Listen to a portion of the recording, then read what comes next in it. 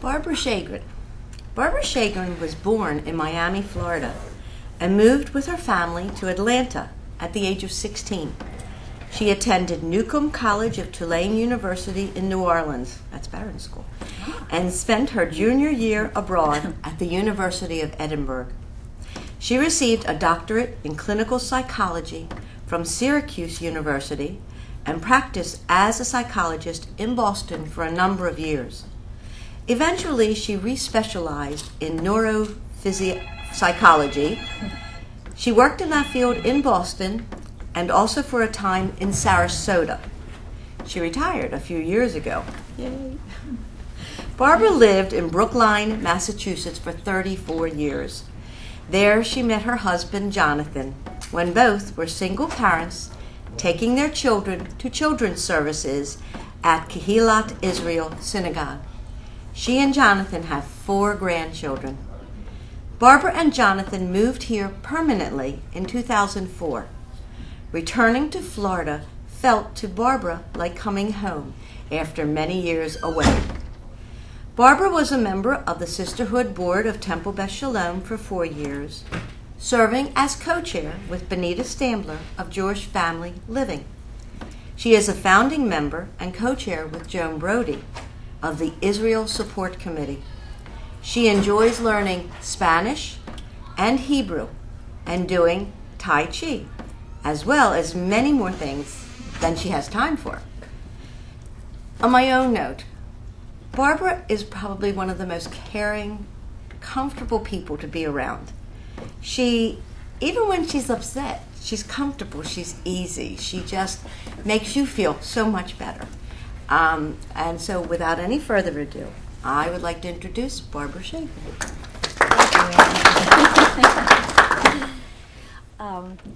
Thank you. First, I have to say, this talk was originally going to be a little shorter, but after my husband set the bar so high last month, I was shamed into expanding it a little. The material for my talk comes from various online sources, as well as, is it coming through the microphone? No, it's just. Oh, okay. No, it's just for the video. Are you able to hear me? Okay. As well as from the book Hannah Senesh, Her Life and Diary, by Marge Piercy, Eitan Senesh, and Roberta Grossman. First of all, I'd like to give you some background about the Hungarian Jews. I had not known particularly what happened to them during World War II. There have always been Jews in Hungary, and there have always been problems for the Jews, as in the rest of Europe. Nevertheless, in the early decades of the 1900s, the Jews, who were only about 5% of the population, represented the professions out of all proportion to their numbers. For example, in 1921 Budapest, 88% of the members of the stock exchange, 60% of Hungarian doctors, 51% of lawyers were Jews. In interwar Germany, more than half and perhaps as much as 90% of Hungarian industry was owned or operated by a few closely related Jewish banking families. Needless to say, there was a lot of resentment by the non-Jewish population over the success of the Jews, including by Admiral Miklos Horthy, the regent and head of state from 1920 to 1944. Horthy made Hungary part of the Axis with Germany and Italy in 1941, partly in hopes of regaining territory lost in World War I. Even before then, however, Horthy had begun passing a series of Jewish laws which greatly restricted or even forbade Jews to be in various professions or being able to vote, prohibited intermarriage with non-Jews and even sexual intercourse, and made a racial definition of Jews. Despite this, Horthy and his prime minister resisted Nazi pressure to deport Hungarian Jews to the death camps in Poland. For this reason, Hungarian Jews did not face the full brunt of Nazi evil until the last months of the war. In March of 1944, Germany occupied Hungary, and in April, Adolf Eichmann arrived in Budapest. He and the new Hungarian government decided to deport the Jews to Auschwitz. Eichmann actually had a rather small staff, but was able to transport large numbers of Jews in a short time because of the enthusiastic help of the Hungarian authorities, especially the gendarmerie. The transport trains began in May of 1944, and by July, over 400,000 Jews had been deported to Auschwitz. It has been estimated that 1/3 of the murdered victims at Auschwitz were Hungarian. For most of this time period, 12,000 Jews were delivered to Auschwitz in a typical day, among them the future writer and Nobel Prize winner Elie Wiesel at age 15. The devotion of the Hungarian gendarmes to the cause of the final solution surprised even Eichmann himself. Tens of thousands of Jews were deported to Auschwitz after D-Day, and even after orders to stop the deportations on the part of the Pope, the King of Sweden, President Roosevelt very strongly, and Admiral Horthy himself. In August, Himmler called a halt to the deportations because of the Slovak national uprising against the Nazis. But the Hungarian Fascist Party regained power shortly thereafter. They continued murdering Jews in large numbers as long as possible until the Soviets finally conquered Budapest in February 1945. It is estimated that from an original population of 861,000 people considered Jewish inside the borders of Hungary in 1941, about 255,000 survived.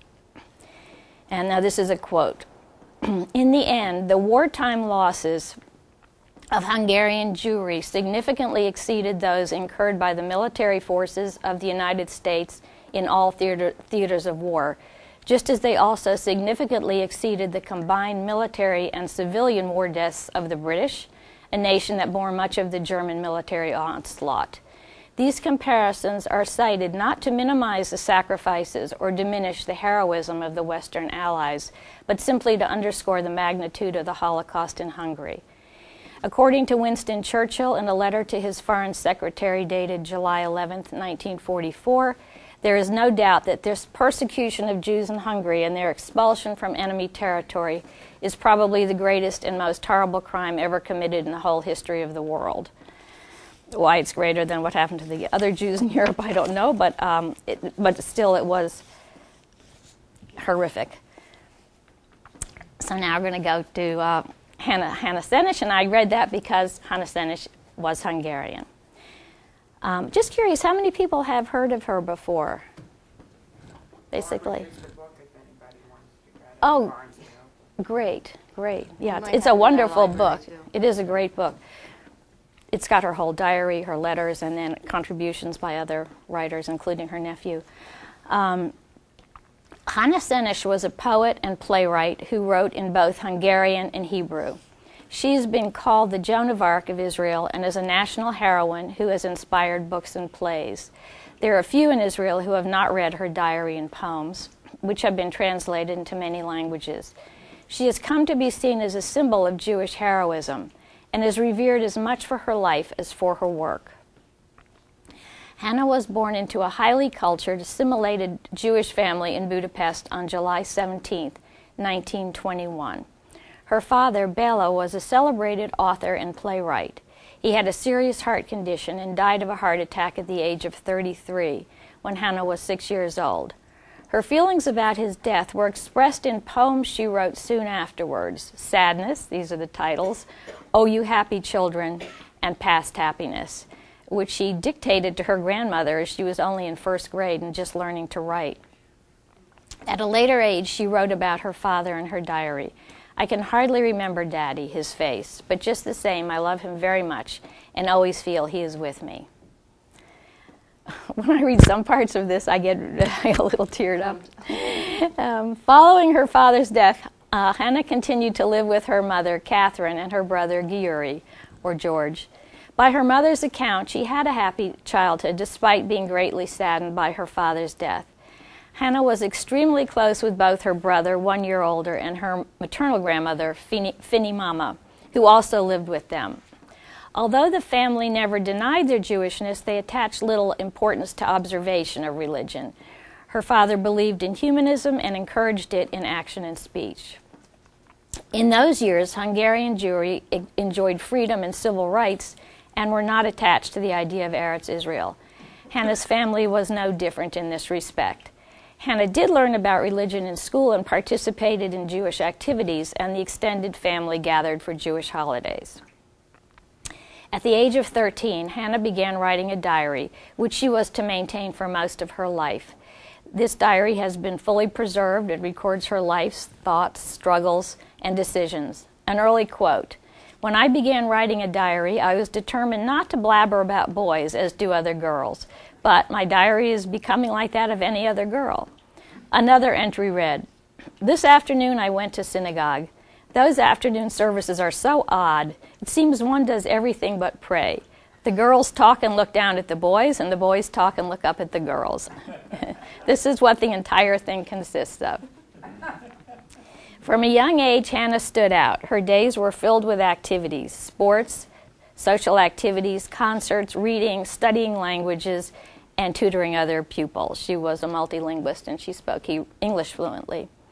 She was a gifted writer from almost before she could actually write, as we saw, and this is a poem of hers from age 14, which I think is terrific. "Life is a brief and hurtling day, pain and striving fill every page, just time enough to glance around, register a face or sound, and life's been around." Hannah was enrolled in a prestigious Protestant girls' school and was quickly seen by her teachers and fellow students as being an exceptional student.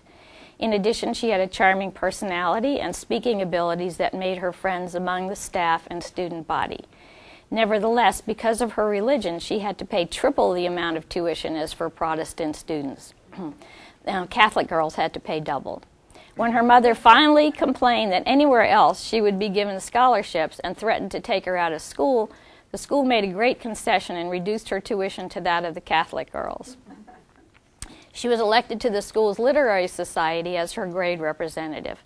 However, the school rules barred a Jew from holding an office in the society, and her classmates elected someone else. This was a great disappointment to her. But her teachers valued her and awarded her many prizes.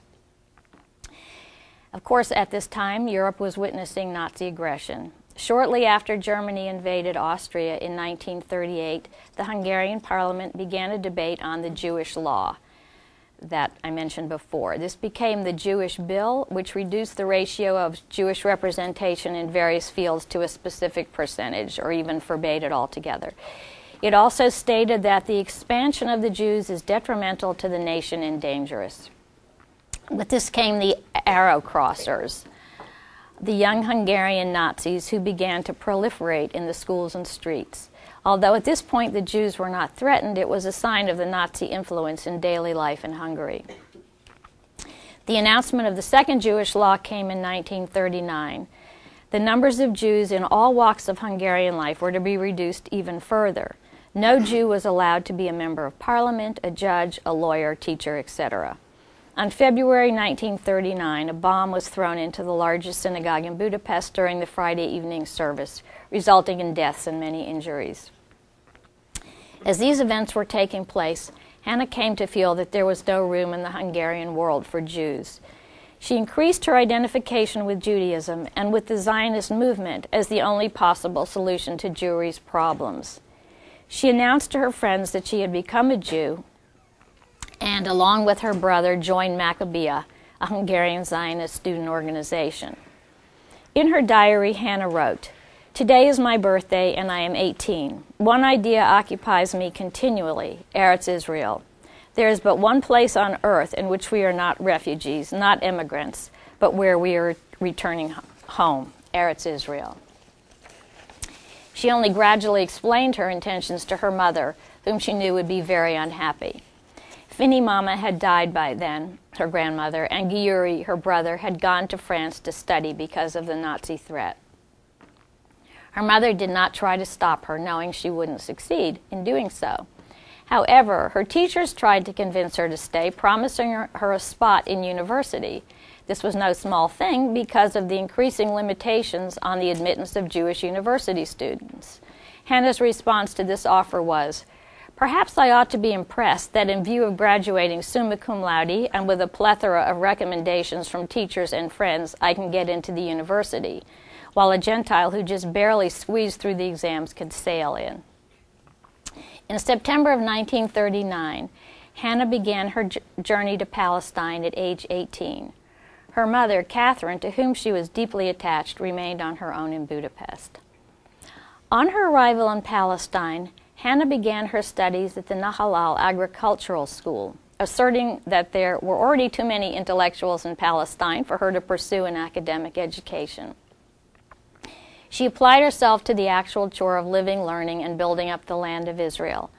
The work was simple, boring manual labor such as laundry, washing, and cleaning. Although she doubted that this would be the type of living that she could continue with after her completion of studies, she threw herself into her studies and excelled. She actually, though, had a lot of issues because, you know, it was really not very stimulating, and she knew years were going by where she wasn't studying, and you know, she had a lot of conflict about that, but also felt it was important to keep living like that. At last I am home in Eretz Israel, wrote Hannah in her diary, 4 days after her arrival. From this point onward, she wrote in her diary in Hebrew. Many entries in her diary reflect her soul-searching. For example, a few days ago I noticed two things, a postcard which Ava sent from a ball in Budapest and my hands wounded by physical labor.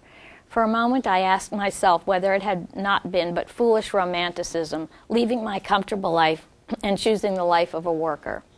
After a moment my mind rested. Here in Eretz Israel, this is where I belong. Another entry some months later. The Germans are standing at the gates of Paris, and here it is still quiet. The sky is bright and blue. But where are inner quietness and tranquility? Without Guri, communication has been cut, and what about Mother? I see her in my dreams at night. She always missed her mother and brother terribly. Hannah was imbued with Zionist ideology, studying the works of many of the various Zionist and Jewish thinkers. In 1940, she wrote her first poem in Hebrew, the first verse of which is, "In the fires of war, in the flame, in the flare, in the eye-blinding, searing glare, my little lantern I carry high to search for true man." After completing agricultural school in Nahalal in 1941, Hannah joined Kibbutz Sdot Yam and also the Haganah, which became the foundation for the Israel Defense Forces. At Sdot Yam, she was given a tent and survived a difficult and freezing winter. She listed as one of her accomplishments washing 150 pairs of socks without going mad. Her diary reads, 9 hours a day I stand and do the laundry, and I ask myself if this is indeed all I can contribute. I feel a lot of unused power inside of me. Hannah often felt frustrated about not having the time to pursue more intellectual activities. She felt that kibbutz life was far from perfect, but also the place where she was most content. In her diary, she often complained of loneliness. She very much wanted to fall in love and sometimes thought she was, but never found the right one, though she had a lot of platonic friendships. And there never seemed to be a shortage of men pursuing her and giving her proposals from early on. She considered that she had only one true friend in Israel that really understood her, Miriam, but she believed that it was due to something in her rather than the people around her. She felt herself to be transformed from the laughing social being she had been in her younger days in Hungary. Eventually, she was accepted as a full member of her kibbutz. At age 21, she switched to another settlement, Caesarea, and in February 1942, she wrote, "It is my second visit to Caesarea, and I am even more impressed than the first time. When you're on the seashore, you recall the past, you think of the future. The horizon seems to open before you, and you feel more determined than ever to accomplish something great and beautiful. For various reasons, the atmosphere in the kibbutz is now more intimate and more harmonious. In the morning, I roam through the ancient ruins. In the afternoon, I walk in the fields, or to be more precise, on the land designated to become our fields. When I see with what fury the foamy waves rush against the shore, and how they become silent and peaceful upon crashing against the sand, I think that our enthusiasm and anger is not much different. As they roll, they are powerful and vigorous, and when they touch the shore, they break. They calm down, and they begin to play like small children on the golden sand. The waves also inspired one of Hannah's first poems in Hebrew and one of her most famous, Halicha LaCaesarea, A Walk to Caesarea, commonly known as Eli, Eli, My God, My God. It later became a well-known folk song as well as a modern Jewish prayer, and it was used to close some versions of the film Schindler's List, and you have it on your handout. My God, may these things never end, the sand and the sea, the rustle of the water, the lightning in the sky, man's prayer. At the beginning of 1942, the Nazi destruction machine was at the height of its operation. Hannah, like the rest of the Jewish settlers in Mandate Palestine, was not aware at first of the extent of the catastrophe. But in the fall of 1942, information was beginning to arrive regarding the Holocaust taking place in Europe. By then, Palestinian Jews were fighting together with the Free French, the British, and Tito's partisans, as well as operating in the European underground. When on August 16th, a group of Polish women arrived in Palestine bringing reports of the systematic decimation of European Jewry, a decision was made by Palestinian Jews to attempt to rescue their brethren.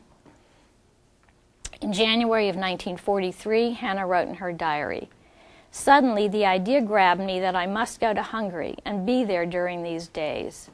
Not long after that entry, she wrote the following, "Weird things happen at times. A month ago I wrote a few words in my diary about the sudden idea that grabbed me, and just a few days ago a member of the Palmach visited here. And during a conversation we held, he told me that a Palmach unit is being organized that was designated to do exactly what I felt then. The coincidence is eerie." The representative of the Palmach, the armed forces of the Jewish Agency, contacted her concerning a mission in Hungary, the purpose of which was to organize and prepare the Jews for escape from the inferno of Europe. Her answer was that she was ready. After a delay of several months, she was accepted for the mission, but her assignment required special training and enlistment in the British Army. In early 1944, Hannah began her training in Egypt as a paratrooper for British Special Operations. Jewish parachutists from Mandate Palestine were to be dropped into Yugoslavia, Hungary, Czechoslovakia, Romania, and Austria with a double mission, a formal mission gathering intelligence for the British Army, and another secret mission saving Jews. 240 young men and women were selected for the mission in Europe. Most of those selected for training were émigrés from Europe with intimate knowledge of the countries to which they would be sent. Of the volunteers for this mission, this is a quote, "None had been drafted, all had begged and demanded to be chosen. They had been selected with infinite care. Each had outstanding physical and mental attributes. Each required special linguistic qualifications. They had to be parachutists, secret agents, and saboteurs. And they had to have that special brand of courage possessed only by those who are willing to die for a cause." The members of the mission understood that the sole reason the British granted approval and cooperation was that their first objective was the rescue of downed British pilots and the organization of resistance in occupied countries. Only after the completion of this mission were they authorized to attempt to rescue, via the underground, Jews in Romania, Hungary, and Czechoslovakia. Of the original volunteers, 110 underwent rigorous training, including parachuting, weapons, radio, and sabotage. 32 were sent on their way after completing training in Cairo, including 2 women, one of whom was Hannah. Hannah managed to postpone leaving for her mission for 24 hours so that she could finally see and spend just one day with her brother Giuri in Haifa after his arrival in Israel.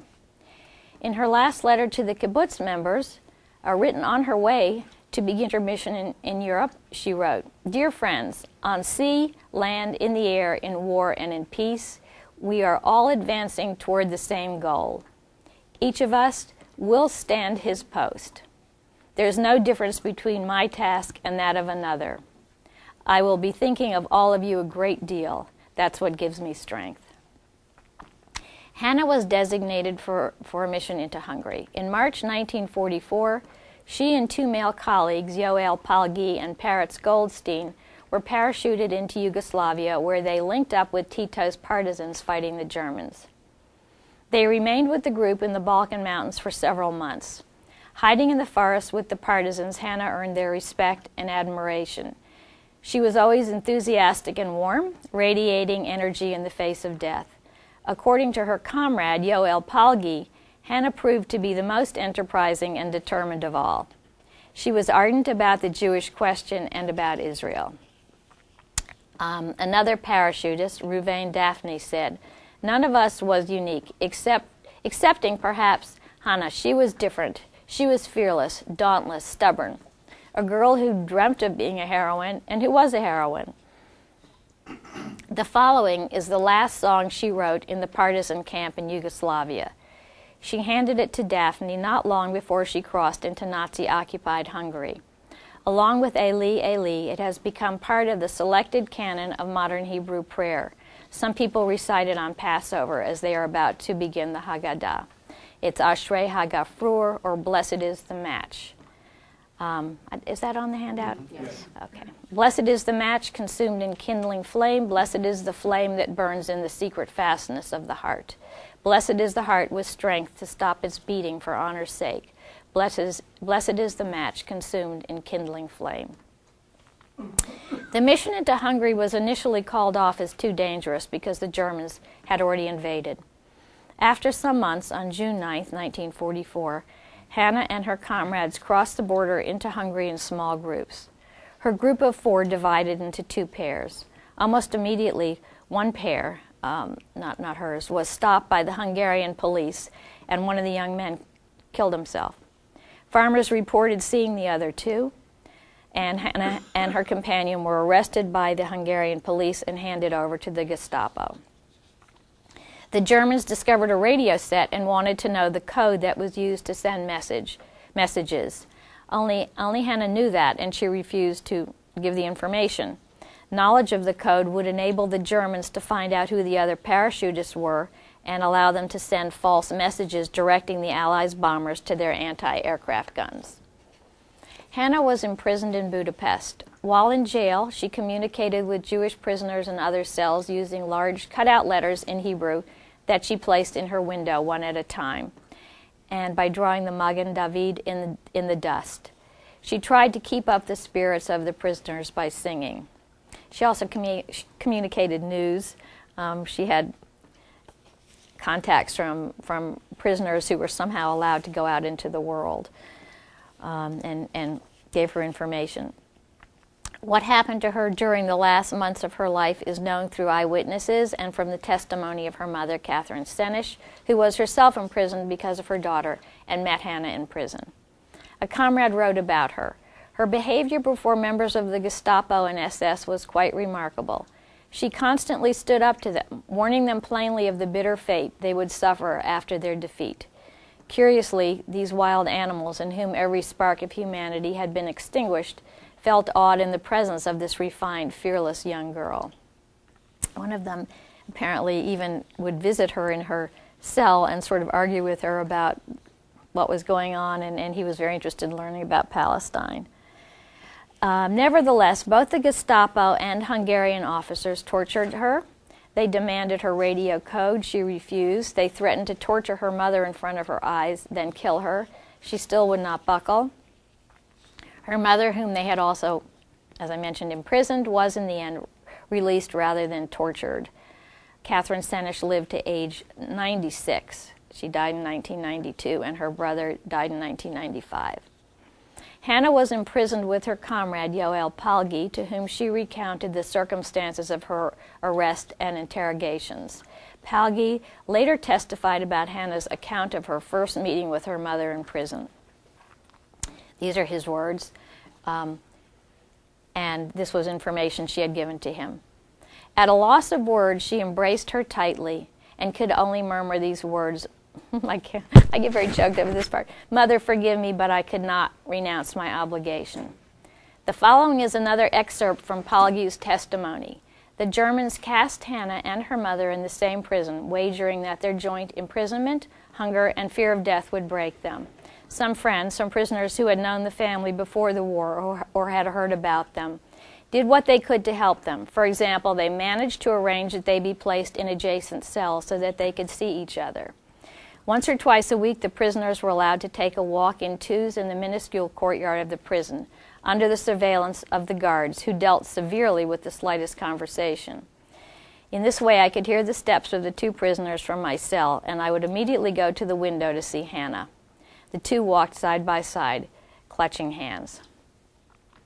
At the end of October, a court-martial trial was held. The judges, who sensed that the Allies would soon win the war, didn't want to face the consequences of executing her. Plus, I think they were impressed by her. They called a delay of 8 days and left the country. A week later, on November 7th, 1944, Hannah was executed by a firing squad, although a verdict had not yet been reached. She was tried on a charge of treason. She had, to enlist in the British Army, she had to renounce her Hungarian citizenship, and she was obviously fighting with the enemy. During her final moments, she refused a blindfold. She was dead at 23 years old. Half an hour later, a car came to take her body to be buried in the Jewish cemetery in Budapest in the section for martyrs, alongside countless anonymous victims of the Nazis. It is not known who buried her there. The Jewish Burial Society had been disbanded. The Jews were not authorized to leave their homes. Yoel Palgi reconstructed Hannah's last moments based on the testimony of another prisoner. And this is Hannah's execution, or just prior to, on November 8, 1944. Hannah was forced to clean her cell. Cell 13 was the cell of those condemned to death, where she had been taken on November 7th. When the military prosecutor, Captain Simon, arrived, "Hannah Senesh, you have been condemned to death," he said in a monotone voice. "Do you wish to petition for a reprieve?" "Condemned to death? No, I want to appeal my decision. Summon my lawyer." "You cannot appeal. You can only petition for a reprieve." "I was judged by a county court. I know my rights. I want to appeal." "You cannot do so, I repeat. Do you or do you not wish to petition for a reprieve?" "A reprieve from you? Do you think I would collaborate with murderers and executions? I would never ask for your mercy." "In that case, prepare to die. You will be executed in 1 hour." Her mother learned of her murder that same day, basically by forcing herself in to see Captain Simon and pulling it out of him. No one notified her. American bombers had been pounding the city by then, and the thunder of Russian cannon could already be heard in the outskirts of Budapest. That's how close it was. 6 months later, Germany surrendered. Hannah's final words to her comrades were, "Continue the struggle till the end, until the day of liberty comes, the day of victory for our people." Hannah's mother found the following words in the pocket of a dress in the prison cell. "Dearest mother, I don't know what to say, only this, a million thanks, and forgive me if you can. You know well why words aren't necessary." The following is her last poem, which she wrote in Budapest. 1, 2, 3, 8 feet long, 2 strides across, the rest is dark. Life is a fleeting question mark. 1, 2, 3, maybe another week, or the next month may still find me here. But death, I feel, is very near. I could have been 23 next July. I gambled on what mattered most. The dice were cast. I lost. Hannah's remains were brought to Israel in 1950. She was buried in the Israeli National Military Cemetery on Mount Herzl in Jerusalem with highest military honors. The leading members of Israel's government saluted her memory. Her tombstone was brought to Israel in November 2007 and placed in Sdot Yam, her kibbutz. I presume that's a tombstone from the cemetery for the martyrs in Budapest. After the Cold War, a Hungarian military court officially exonerated her of the treason charges for which she was executed. Her family in Israel was informed on November 5th, 1993. Excuse me.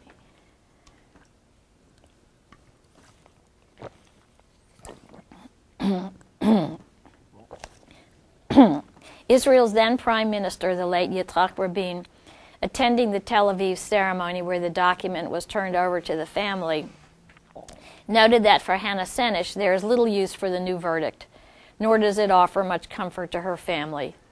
But historic justice is also a value, and the new verdict represents a measure of reason triumphing over evil. 32 Palestinian Jewish members of the British Armed Forces were dropped into Nazi-occupied Balkan countries during World War II. Of those, 7 were killed. The remains of Hannah Senesh and 2 others are buried at Mount Herzl, and there are memorials there for the other 4. All 7 graves lie within a small circle placed in the shape of a V, with the outline of a parachute carved on each headstone. Hannah is the only one for whom there is clear definitive testimony regarding her fate from the time of her capture until her execution. 5 years passed from the day Hannah came to Israel until she met her death in the Budapest prison yard. Although introspective and judgmental toward herself, she was a cheerful person, energetic, and able to enjoy whatever she could, even in prison. The mission of the parachutists did not succeed, but their presence lifted the hearts of the Jews in Europe. Hannah has become a legendary figure familiar to almost everyone in Israel. Several monuments to her have been erected throughout the country. Numerous streets, a ship, a forest, 2 farming settlements, and a species of flower were given her name. A museum established by the Hannah Senesh Legacy Foundation was built at her former home in Kibbutz Sdot Yam. In this country, there is a Hannah Senesh Community Day School in Brooklyn. Hannah's diaries and poems were published in Hebrew in 1945. They have been translated and published in other languages, including Hungarian. In addition to the diary and poems, her legacy, which was published after her death, includes a play, letters, photographs, and various documents. Her nephew, Eitan Senesh, born 5 years after her death, wrote movingly that Hannah Senesh exemplifies the Jewish, indeed the universal, virtue of taking personal responsibility for general suffering. Author Marge Piercy noted Hannah's ability to imagine something and the moment it became possible to force it into reality. A movie about Hannah's life was made in 1988 called Hannah's War. Hannah's inspiration to the Jewish people is expressed perfectly in one of her own poems. There are stars whose radiance is visible on earth, though they have long been extinct. There are people whose brilliance continues to light the world, though they are no longer among the living. These lights are particularly bright when the night is dark. They light the way for mankind. Sorry.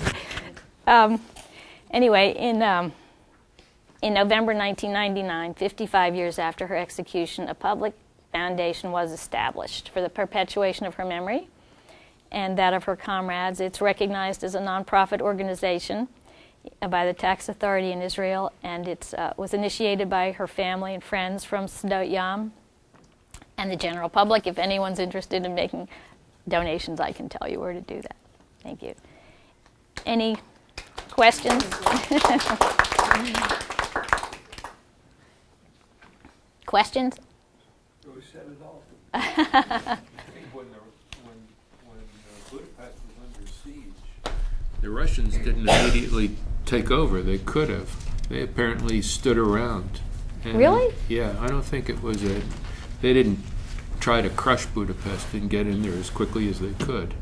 That I don't know. I There know were a lot they of didn't. strategic things in the war. That, Yeah. When you go back, there were lives that were lost because of that. I'm sure. I just, what I read was that I know they didn't take it all at once. They liberated the large ghetto for the Jews. The Jews, even after all that time, were still put into ghettos, sort of an international ghetto, supposedly for their protection. They liberated the large one in January, but there was another section of the city, Buda, in which the arrow crossers were still operating. There was still a small ghetto there, and they were, murdering Jews as fast as they could. And that wasn't completely conquered till February. So, how long the Russians stalled in doing that, I have no idea. Yes. In your research, did you come across anything about the story about saving Jews with the sale of trucks for a certain amount of trucks? That was supposed That's to another be. story. Is that a true story? Well, I don't know about trucks. I know there was a gold train filled with the the valuables of the Jews, which was. But I don't even think that wasn't even meant. That wasn't even to rescue them. No. But when you talk about Hungary, I thought it was about it happened in Hungary, and I hadn't heard anything about it since I was a I'll tell you what that was about. It was about Kastner, who was a Hungarian, and he bartered trucks for Jews. Yes, and I meant to bring that book too, because he was later vilified. That many of the people first he was vilified, and then in Israel, when he finally got to Israel, he was assassinated because people felt that he saved his certain people and not others, and he bargained with the Nazis. It was a controversial figure. Okay, I can read it to you. I've got that information. The Kastner affair. Rudolf Israel Kastner was a Jewish-Hungarian journalist and lawyer who became known for helping Jews escape Nazi-occupied Hungary during the Holocaust. He was assassinated in 1957 after an Israeli court accused him of having collaborated with the Nazis. This ruling was reversed by the Supreme Court.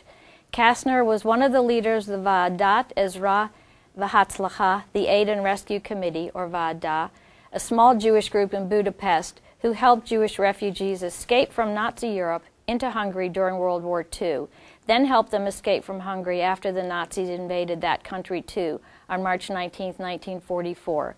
Between May and July 1944, Hungary's Jews were being deported to the gas chambers at Auschwitz at the rate of 12,000 people a day, of course for resettlement, as the Nazis said. Kastner negotiated with Adolf Eichmann and Kurt Becher, both senior SS officers, to allow 1,685 of them to leave instead for Switzerland on what became known as the Kastner train, in exchange for money, gold, and diamonds. His negotiations also included resettlement of Jews in Austrian labor camps that saved many more, even though his ultimate goal of saving all Hungarian Jews by delaying exportation to Auschwitz until Russian troops arrived was finally disappointed. There are a few other sort of outstanding names too: Joel Band, Raoul Wallenberg, and so on. I don't know if everyone knows this, but Nikki and Magda Quittner are Hungarian Jews who have a very interesting story. They really do. I mean, Mickey had once told us he and his brother, I think, jumped off the train that they were on. Oh my God! Yeah, they have a very interesting story, and they were, Barbara, she was so talented, and yet her father died when she was very young. I was wondering, you may have said, what did he do for a living, and how did her mother support herself and pay those fees at school? She was a single parent. I think, first of all, they may have come from a wealthy family, but he was a very, very successful playwright, especially of comedies, and his plays continued to be shown. Hannah heard about him. Hannah and her brother were always exposed to his stuff, or exposed to people talking about his stuff. So I think probably income was coming from that way. But I have not heard of her mother having any profession. I always wondered exactly what they were supposed to do when they were dropped. We always hear they were dropped behind enemy lines. But what exactly, maybe were they going to sabotage trains? I never read exactly what they were going to do. Did you read? No, I did not come across that. I wonder too how a few young people could. When you're dropped behind enemy lines, the first thing you try to do is find out where the armaments are, where the soldiers are, to radio back to the Allied troops. That's the purpose of being dropped behind the lines. Get the information. Yes. And you have to hook up with somebody that... The other is sabotage. But the other is also from a Jewish perspective, to people inside still didn't know that deportation to resettlement was to certain death. And so I think it was still informing the Jewish communities and the others of what was going on elsewhere. And these people knew, and people within did not necessarily have that information. I think she was going to respond to this issue. I think that when Hannah Senesh crossed from Yugoslavia to Hungary in June, she knew very well at that time that the Germans were all over Hungary at that time already, and the Jews have been taken to Germany from Hungary. I believe she wanted to become a martyr. There is no way to cross in June, in the middle where the Germans were all over in Hungary and Europe already was occupied by the Germans, that she even had a little hope that she will escape this and she will be able to rescue Jews. I really think that she was not satisfied with her life in Israel. She wanted to accomplish more. I think she wanted to become a martyr. Well, I think that's a good point, because most of those dropped behind did actually make it back. Don't ask me how. But she was, even at the end, given a chance by Captain Simon to just ask for a reprieve, and she wouldn't do that. There was an interesting idea noted in the book about her, that she was in some ways very undisciplined and difficult to work with when she was with the partisans. She was aching to go into Hungary, and it was obviously very, very dangerous, and she really pushed. Maybe even got there sooner than they were planning to do. But the question is, like, why? And the sacrifice, what she'd had to sacrifice in terms of separating herself from her mother and her brother, but especially her mother behind in Budapest, and what her mother had to go through because of this. Maybe she felt she had to do something exceptionally heroic to justify that. But, you do have to wonder, because she could have said, please, I ask for a reprieve. She could have, yeah. Yeah. But she just, the end would not be the story of Hannah Senesh. Yeah. And by the way, there were a few cases in which, through these parachutists, there was some information to British intelligence, and they were able to rescue a few downed British pilots. That was my question. I would assume that she had been successful on some drops previously to her crossover. Is that correct? She had. This was her first. This was the first time she had gone into Hungary. Yeah. Because She only jumped once. Yeah. Only one She had parachuted into Yugoslavia when she went into training, but then they crossed over into. I assumed that she was one of the successful ones before, but don't. No. Thank you. No.